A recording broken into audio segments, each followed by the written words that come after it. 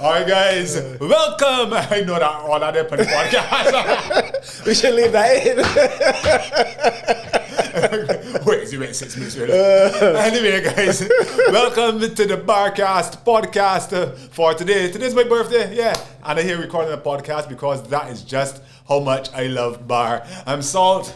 I'm George, and happy birthday, Salt. Thank you very much, George, man. And I almost said thank you, and the same to you. I say, people say I travel. People say I say like travel safe. I say same to you, but I've done that to the people in the gas station or something. People get home safe. You too. You too. Don't start your shift. Yeah. All right, guys. So it is the Barcast podcast. And today, I think we're going to be talking training as we head into November. Yeah. Talk a little bit about the pop-ups going on to come. Last pop-up, yeah. And then we're going to talk about some training and any other little things that come up on the radar. If you see me looking a little funny and turning my whole body to George because I got a bit of a stiff neck. Right. So. You know, it's funny because I used to say to myself as I was driving here, I just forget, every time I come in here, I just forget that this is a video podcast. Right. I don't shave. I even changed my clothes and nothing. I haven't had a bar shirt in the car. It's just like she's on wearing.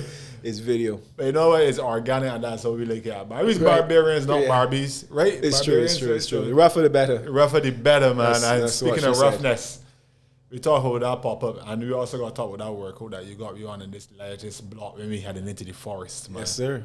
All right, so the pop-up, though, was the first of two pop-ups. Correct. I suspect by the time people hear this podcast, the second pop-up is going to be sold out already as well. Yeah, you know, with limited numbers and limited waves, obviously through the whole COVID thing. The first pop-up, the both workouts were sold out. The playground was about 90% capacity.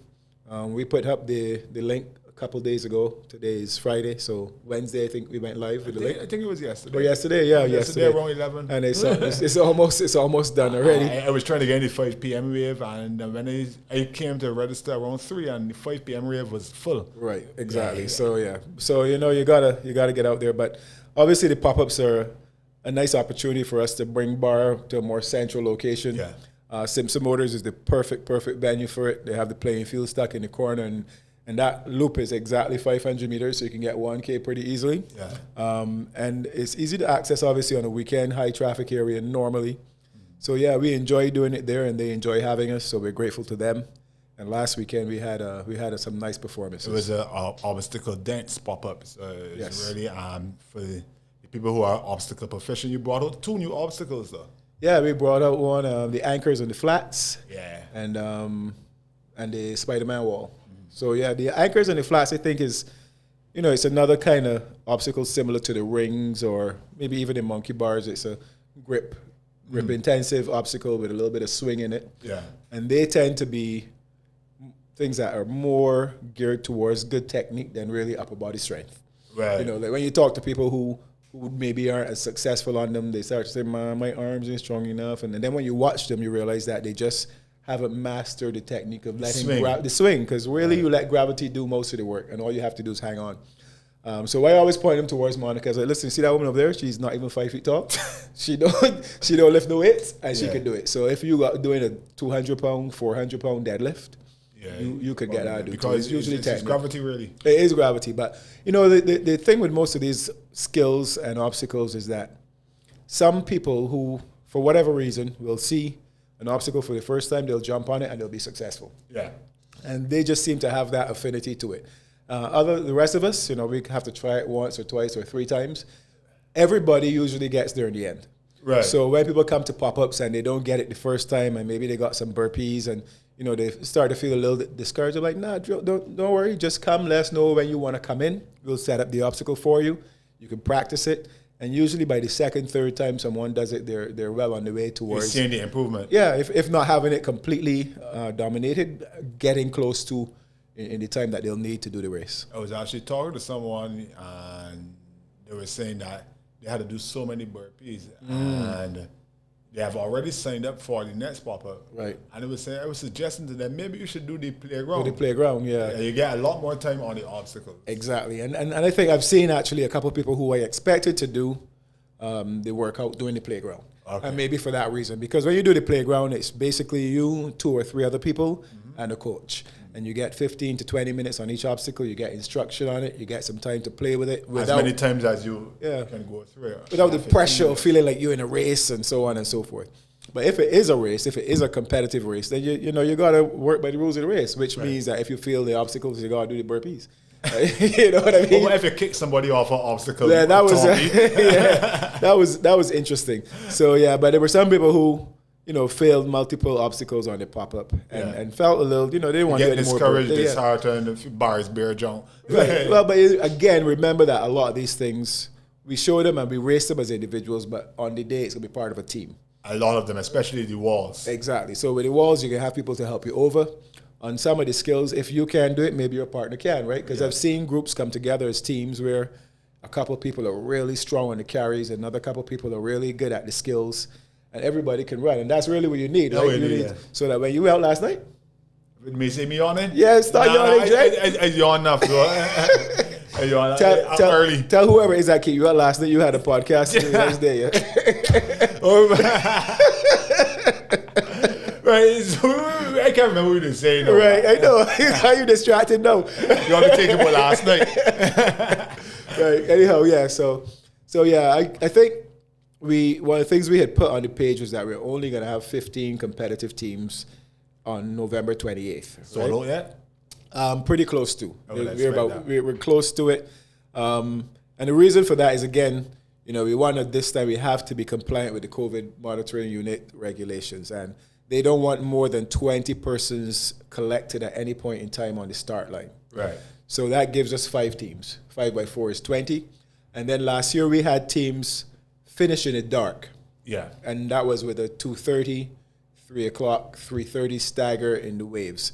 And the 3:30 people, we have to send the fastest teams first, so that they're not being slowed down by teams in front of them that maybe they're not really as competitive, but they might be there more for fun or as a kind of bucket list thing.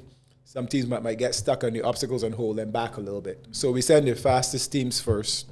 And the most proficient teams. And the most proficient teams first. And then we send the other guys who are out there with other goals, not necessarily podium goals, but with other goals later on.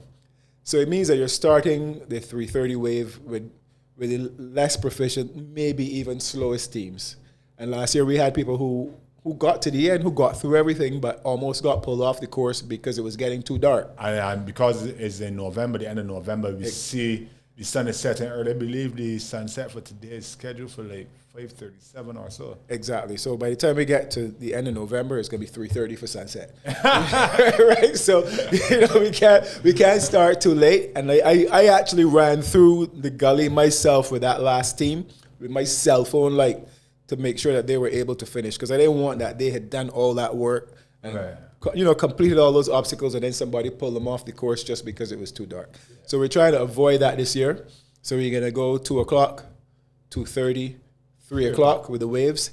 And even that 3 o'clock wave should finish with a little bit of sunlight, so that then the volunteers now aren't out there in the dark. They have time to tidy up the course. People don't understand. Like, a lot of people, the spectators, will know that they know bar on peg. Right. They don't know bar during the forest. Exactly, during the forest and in the gully and over by the campsite and so on and so forth. Places get really dark. Yeah, so you have to make sure that everything's safe, not just for the athletes and competitors, but also for the volunteers who are coming out and giving their time freely to make sure that the event works for us. 15 teams. But I suspect, too, you're going to get 15 strong teams.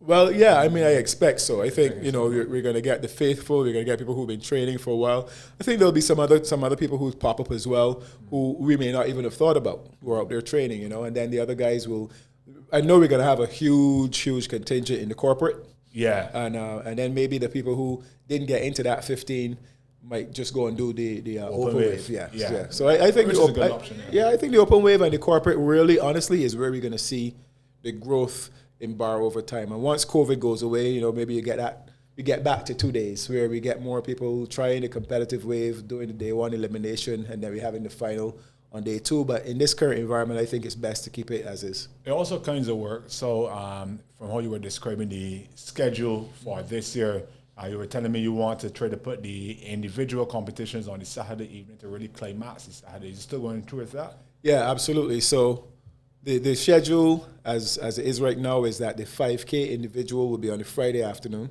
Yeah. And I could kind of shunted that on the Friday afternoon, thinking that we weren't going to have that many entries, so that if anything, you just say, 5K, move into Saturday. But we're actually getting quite a few entries on the 5K. Oh. Yeah.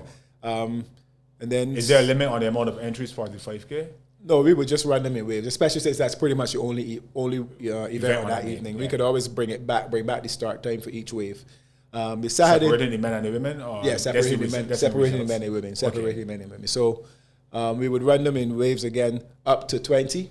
Especially over 5K, we think they'll be spread out enough before they get to that main set of obstacles. So we could run up to 20 at a time.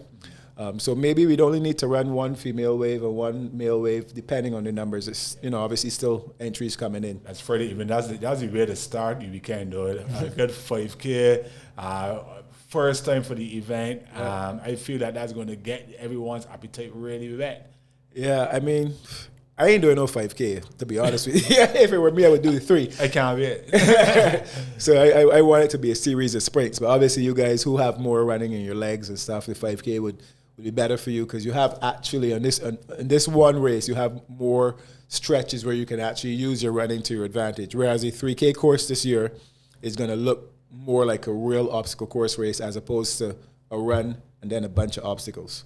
To be honest with you, I realized that post the bar pop-up that we did last week, that was probably more obstacle dense than the actual 3K, but it was very obstacle dense in that I think my watch measured the entire course at 3K, but obviously you got to take out the first K for the buy-in. So it's like 2K, an obstacle every minute. That's a series of sprints there right now. So coming off of that, and I started to think about how we're going to use that to approach the 3K race. And I think, the 3K is going to look very much like that, because I think we had 2 walls.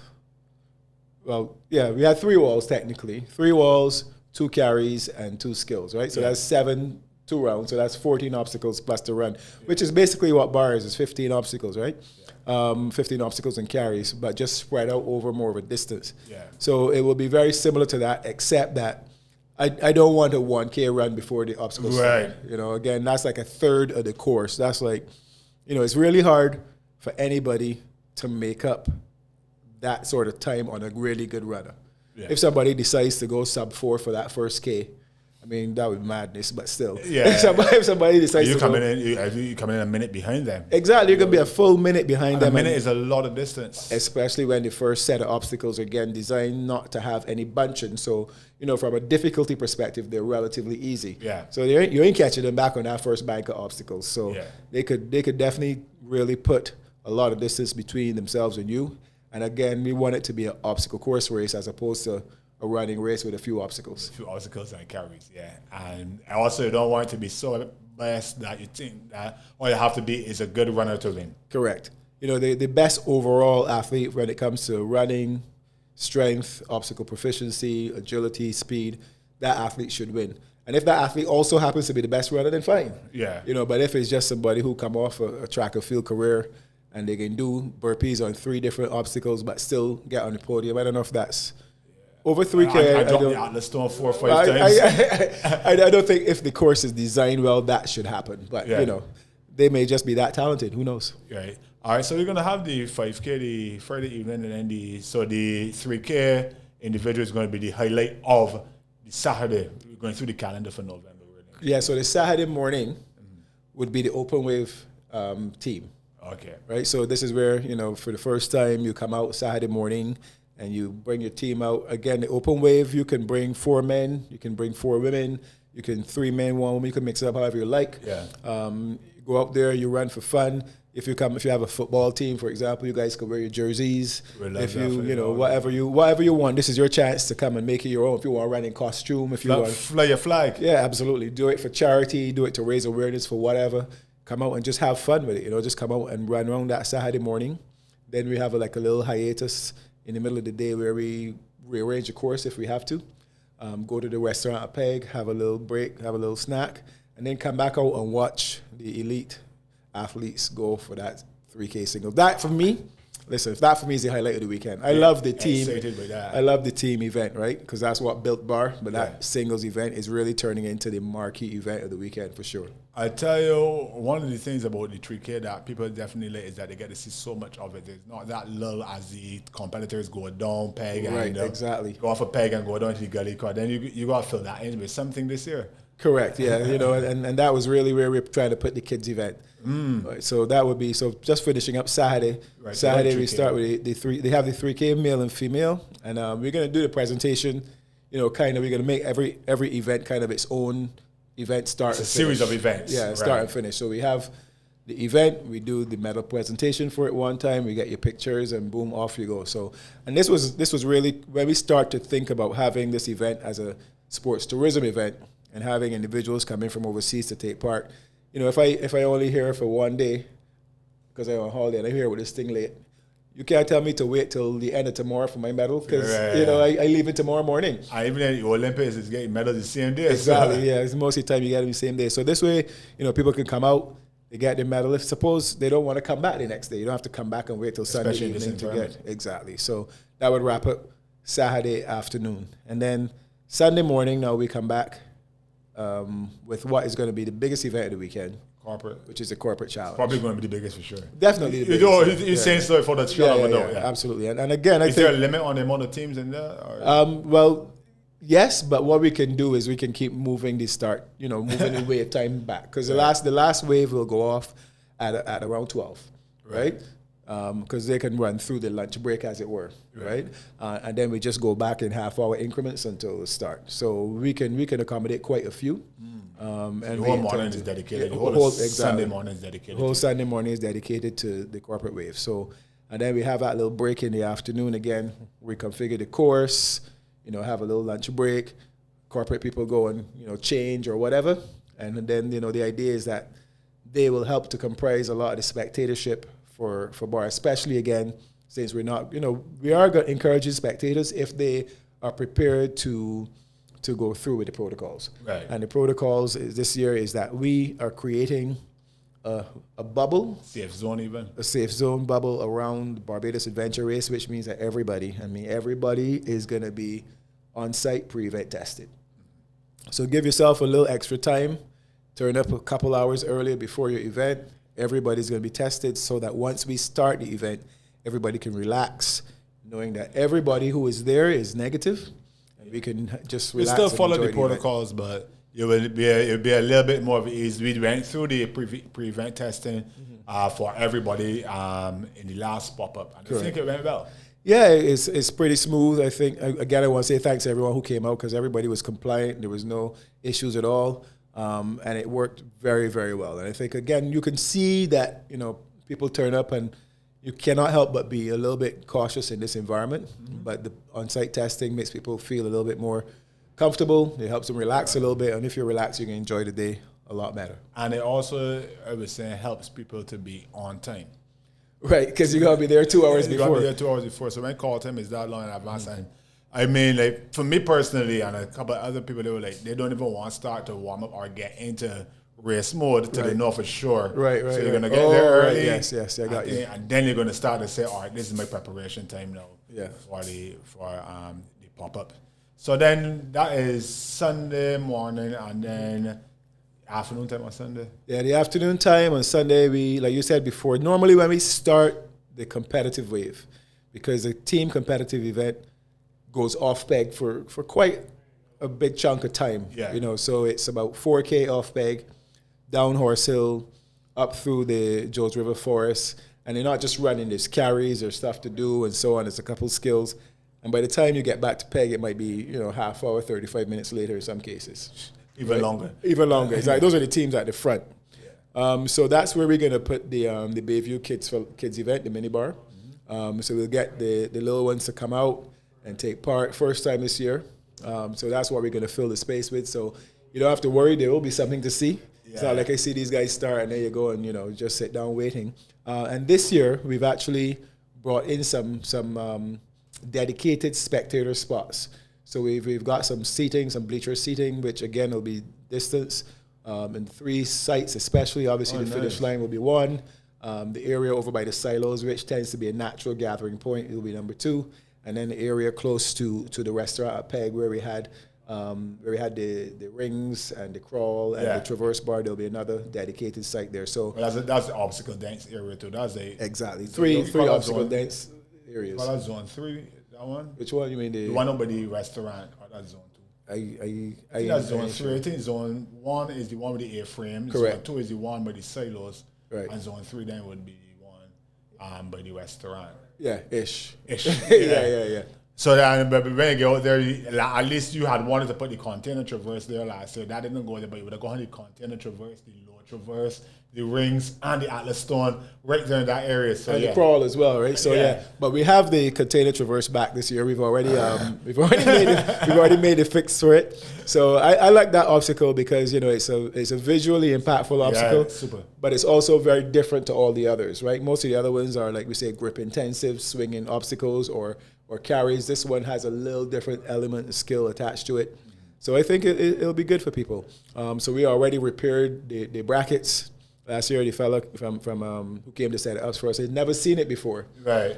So he didn't know what to do with the things on top of the thing. So he drove over it because he felt that might be a good idea. I don't know what to do with this thing, so let me drive over it and see if that's how it's work. So anyhow, after he had done mash it up, we couldn't have it in last year, but this time we've welded it, we fixed it. And we've warned him not to drive over it. Hopefully nobody drives over it again.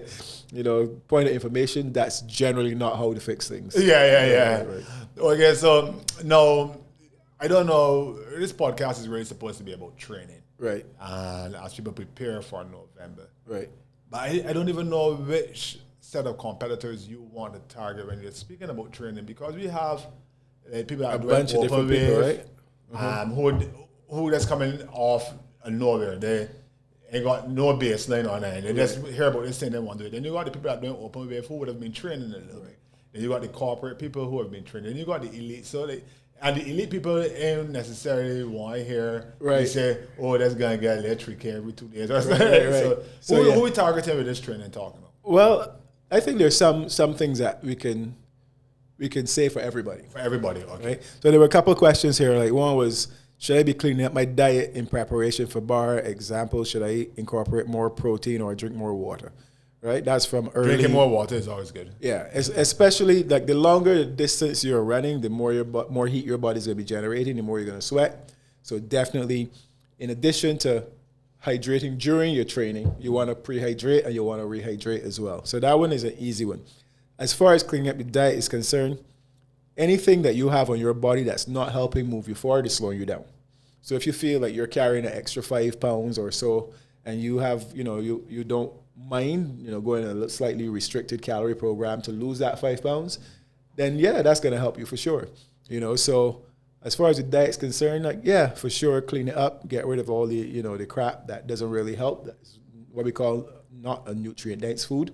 Right. Increase your water intake and get out there and do some work and definitely see your body change and see your performance improve for sure. So the diet is important though. Yeah. How long before the actual event would they have had to start doing that to see the impacts and the effects of a cleaner diet? From now, like 4 or 5 weeks out, if you could see a good 1 to 2 pounds a week in weight loss if you do it properly. Right. So you could get to bar like a good 8 pounds lighter. And if you do it right, making sure that, you're still doing some resistance training and so on, most of what you lose should just be fat. So you should still keep your muscle on you, which would mean that your strength to weight ratio is going to be higher. You're going to be stronger. And if you're getting that running in as well, you should be able to run faster now because you got the same effort, but you got a lighter load to carry. Yeah. Right. Okay, so cleaning the diet a little bit. Mm-hmm. How important is running? Can you do bar if you're not a runner? You can do bar if you're not a runner, but that would mean that you're walking between the obstacles, which isn't the worst thing if you're just doing the 5K or the 3K, right? Because once you get to the first set of obstacles, the obstacles are pretty close together. And you could just, kind of walk, half jog between the obstacles and focus on the obstacles and enjoy yourself. But you're not going to be anywhere near the podium. You know what I mean? So if you want to compete with the guys who are going to be in the top 10 or just really see how well you can do, then you need to get the running in. The running is going to help you recover quicker between things like carries and the more kind of obstacles that put a strain on you. Like suppose you're not that good technically on like the rope climb and the monkey bars and the rings, but you can muscle through them. Yeah. You know, if you muscle through them, you're going to find that your heart rate's elevated and so on. And that's where the running and the cardio helps you to recover quickly before you go on to the next thing. So just start running. Wherever you're at now, just start doing some running, at least 3 times a week if you're doing nothing. If you're out there on a running program already, you know where you are. You know how long you've been running. If you've been running for the last 6 months and you think you got that cardio base down pat, then you maybe need to add some speed work.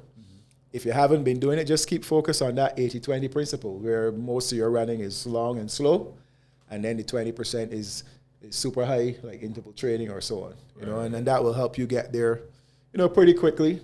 People think that you need to train for 6 weeks before you see any improvement. Right. But it's not like I training for 6 weeks and on day 1 nothing ain't happening, and then all of a sudden on week number 6 everything falls into place.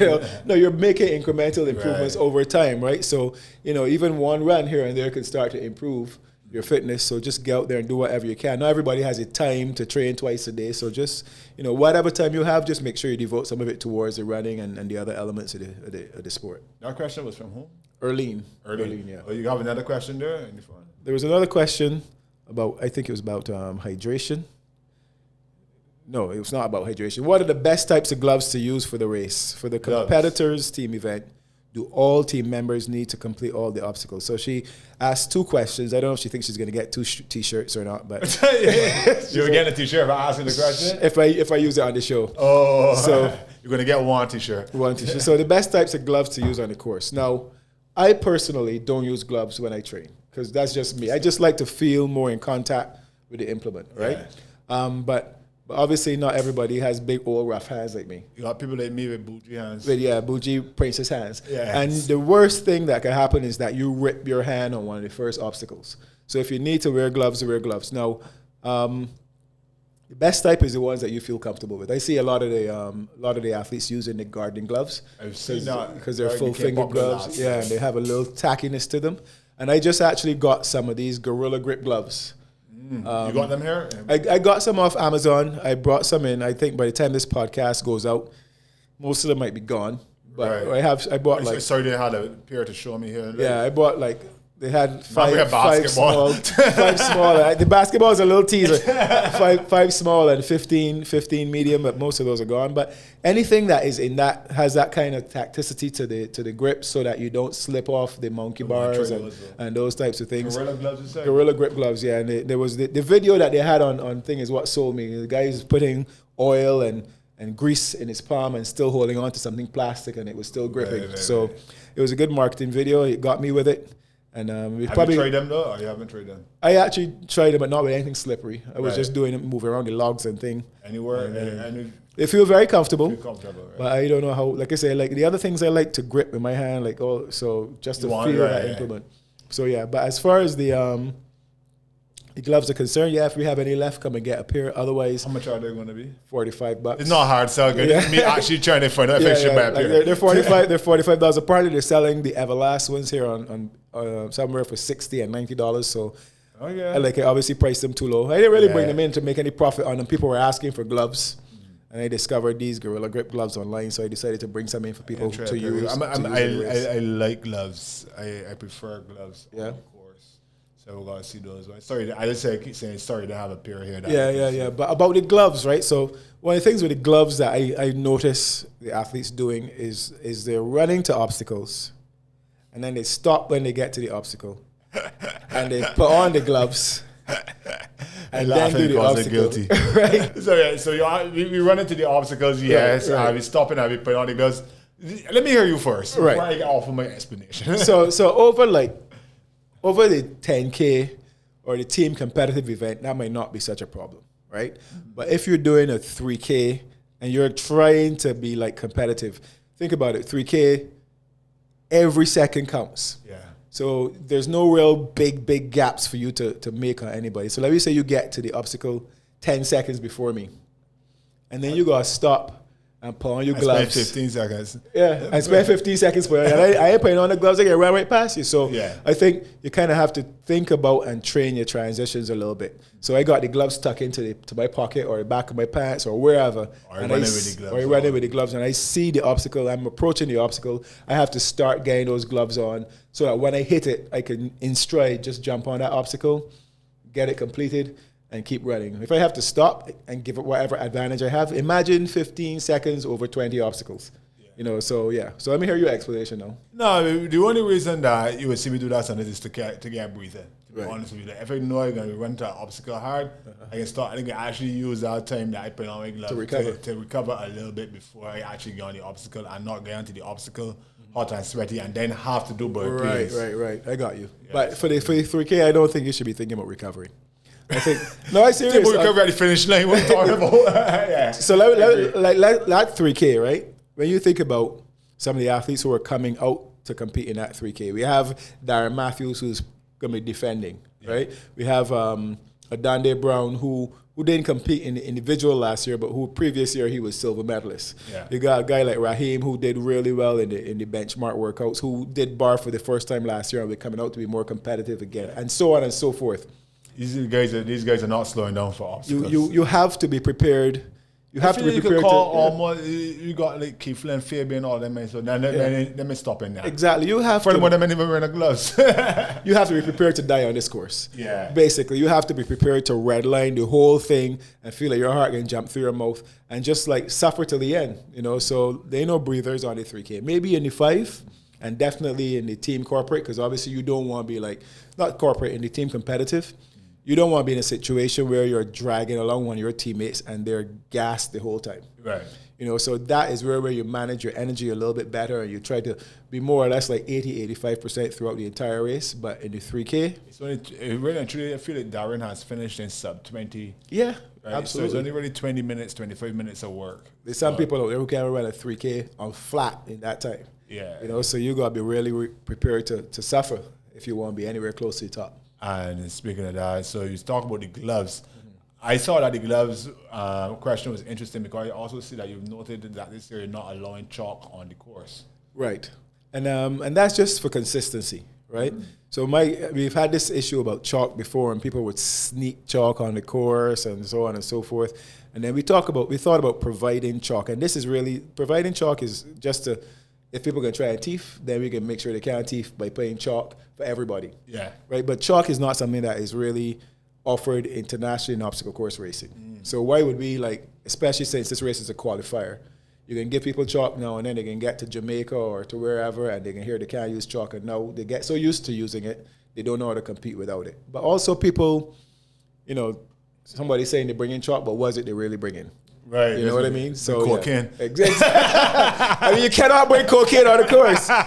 You got to come and see me first, and maybe we can talk about it in the back, right? But I think this way as well, it's a level playing field, and it's one of the things that makes obstacle course racing so interesting and so fun, right? You have to adjust to the elements, you have to adjust to the conditions, and you have to change your technique if the monkey bars are a little wet and slippery that day compared to if everything's dry. So full grip. Full grip. So no chalk.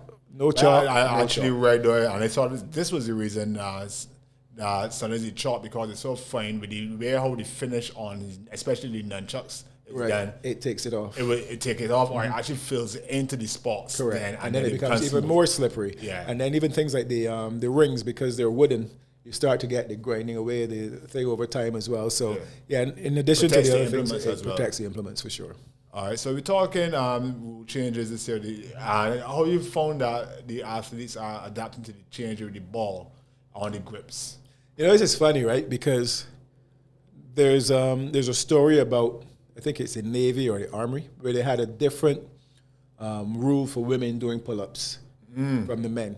So the men used to have to do 15 full hang. No, it was push-ups, and women were doing modified push-ups on their knees and so on.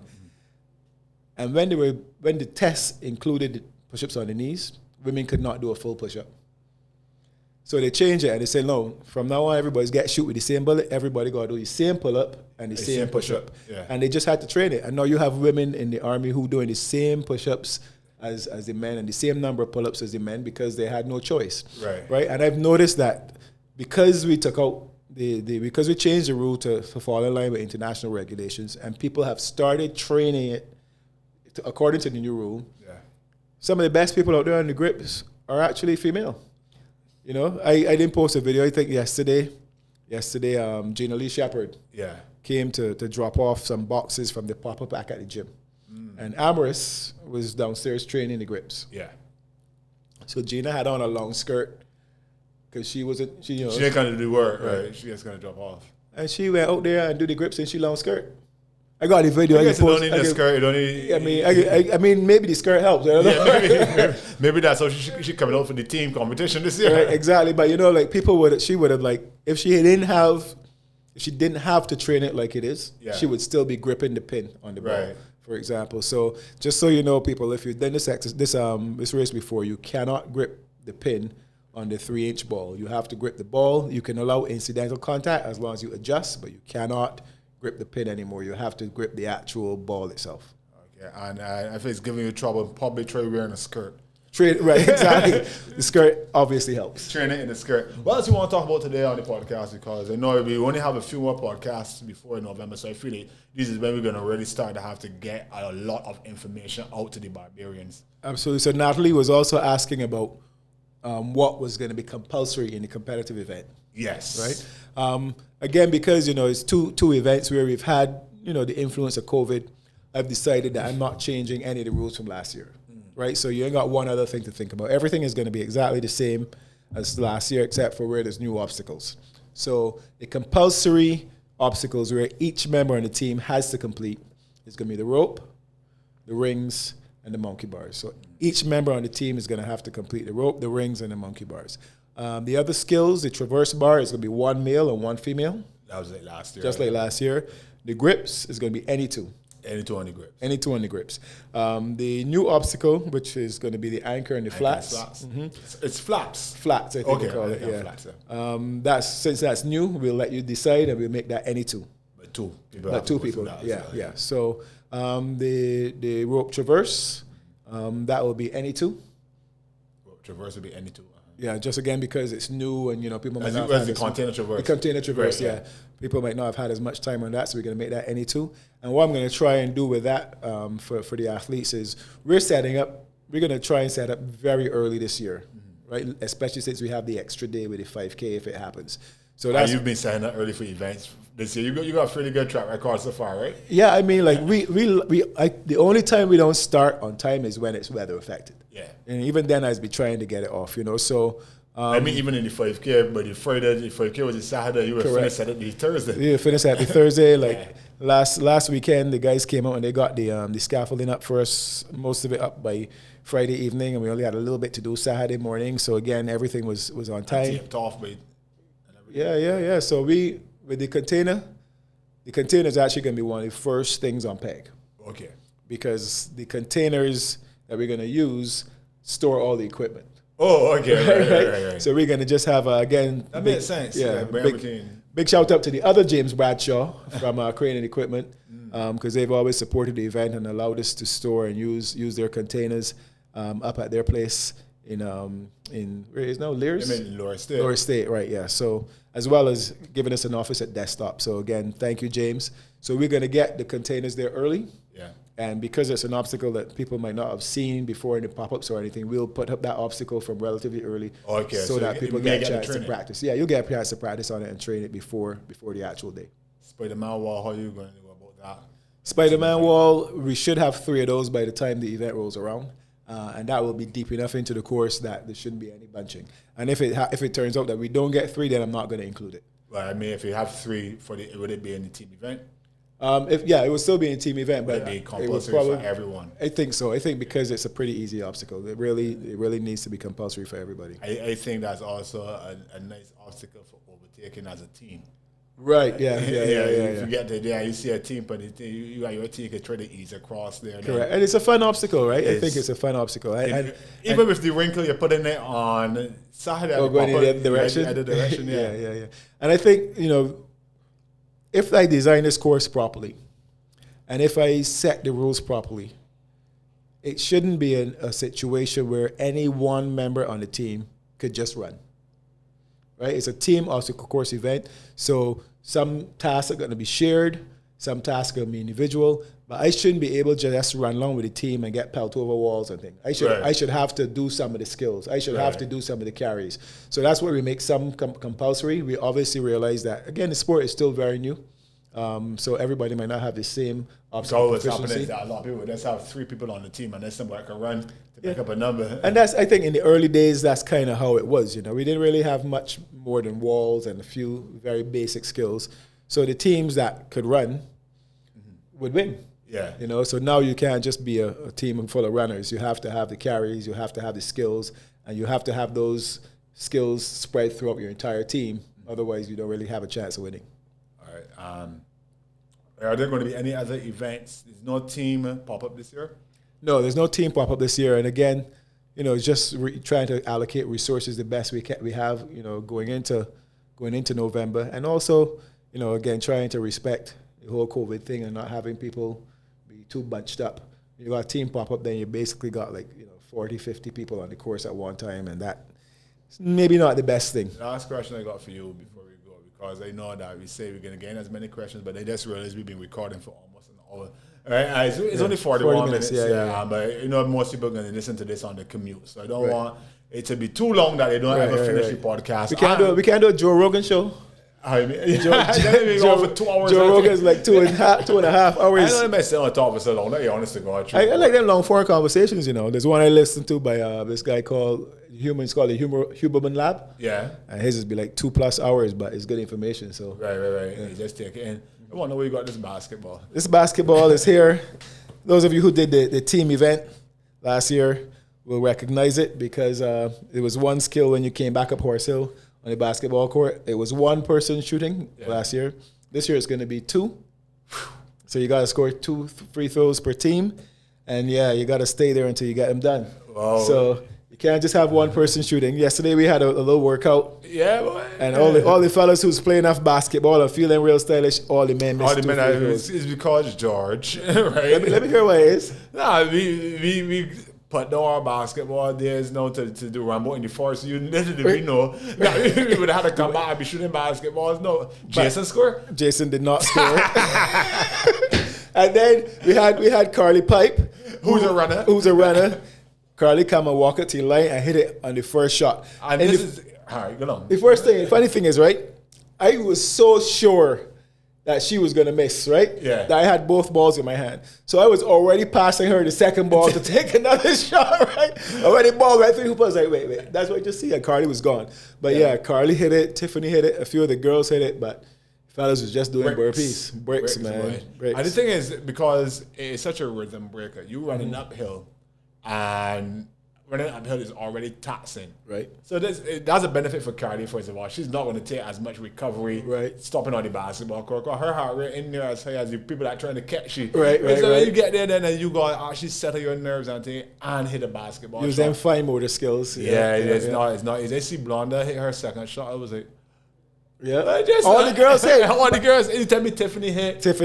Yeah, and that time I don't put any. Listen, Tiffany hit a shot, right? Tiffany didn't even know where the free throw line was. Tiffany, I serious. Tiffany come and walk up, so she said, which line it is? I'm like, that's there, and that's the free throw line. I was like, but you got to stand behind it, though. Right? She's like, okay, here, whoop, boom. I was like, okay, good long way. And that, to me, though, I think that's the uniqueness of BAR, and also I love that you're using things that are found on the course.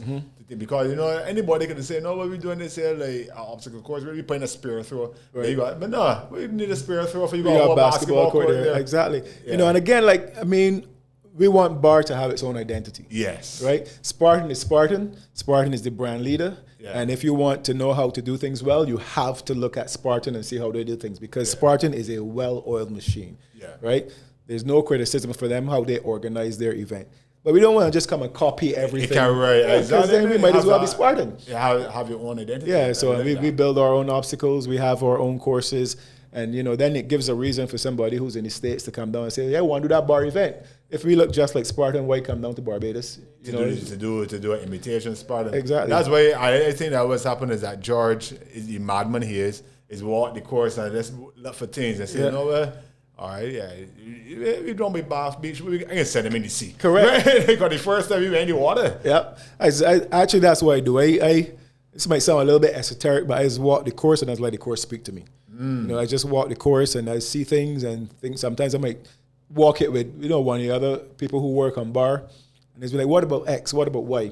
And it's like, yeah, let me try it. I'm willing to try everything. If you get it wrong, then you fix it the next time. And that's one of the things that the trainings and the pop-ups give us. It gives us an opportunity to try things out, see if it works so that we can have it perfected by November. So, get out to the pop-ups, get out to some of the trainings, and give me your feedback, man. George, that too hard, man. George, that too easy, because, we're still everything too hard. But I think that you got a good sense of what is indeed too hard. Yeah, I mean, I just ignore most of it. Only take you 3 years to take what you well. Well, I get it. Give you guys multiple opportunities at it. I think, so after seeing that, it really So what do you think about the Taiwan now with the new one? What was the pass rate? Because the ladies have a new Taiwan. We didn't even talk about that earlier, because the men got one height and the ladies got a very short height now. Yeah, I think Monica could get over that Taiwan now, George. Well, maybe. I think it could probably be 3 inches higher. Yeah, but I'm gonna leave it where it is. Like when obstacles aren't as technically challenging, then just race them faster. I don't think that every obstacle on the course has to be one that's gonna have. It's going to have people failing it, and, some things can be rhythm breakers, some things slow you down, some things change, your energy system a little bit. So just race it faster, because that was always one of the criticisms of Spartan compared to the other races is that the obstacles are easy. If the obstacles are easy, then it should be easier for everybody. Yeah, so just race it faster, but, I think we want more women in the sport. We need more women in the sport. Even now when people are trying to put their teams together, women they're looking around. We need more women. We need more women. So this way, you don't create that barrier to them where they're already thinking that there's just one obstacle that none of them can do. Right. So you take that out. Now everybody can, most people can complete it. And now it's actually a race and not just a situation where 1 or 2 athletes are going to be way ahead and everybody's doing burpees at that particular obstacle. Submit your questions. BAR_race.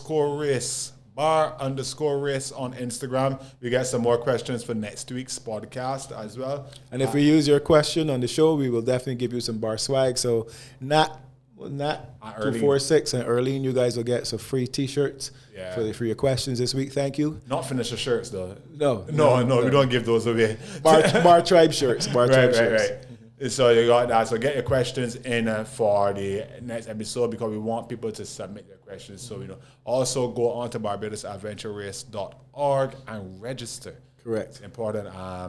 For the 5K singles, the 3K singles, the team event, corporate, or open wave, or is the mini bar up for registration? The mini bar is up for registration as well, so you can register for that as well. And this team competitive event, this is the marquee event for bar. This is the one with real prize money. This is the one with the rash guards. And this, I give you 2 more podcasts before you have to announce that that's closed. Maybe even before. So yeah. If not next week, podcast, the week after, you can probably be telling. So don't come crying to me, people. Forewarned is forearmed, for sure. Yeah. All right, guys, that's it for today's Bar Podcast, unless George has something else to say. No, that's it. Go and register. Follow the Instagram page, BAR_race. That's where we do updates almost every day. So for quick, timely information, that's the best place. Turn on your post notifications. BAR_race. Instagram, BarbadosAdventureRace.org is the web page where you can register. All right, and don't forget, guys, go out there, drink your water, keep hydrated, get practicing drinking the water. And I think the whole diet thing is going to come down to your body type, because some people might actually be thinking that they want to get bigger. Yeah, I mean, nowadays, like, one of the things we used to have an issue with is that girls would come and tell me, man, George, whenever I start training for bars, get too small, and I lose all my boxy and things. So, if you can't lose, if you don't want to lose the weight, then you just got to get stronger to carry along. So that's it. All right, guys. See you all next week for the Bar Podcast. And I love the fact that y'all keep watching each and every one of these episodes and you send your feedback and send your questions, because the tribe is the tribe. Barbarians are barbarians, and we know we live, sleep, and dream bar.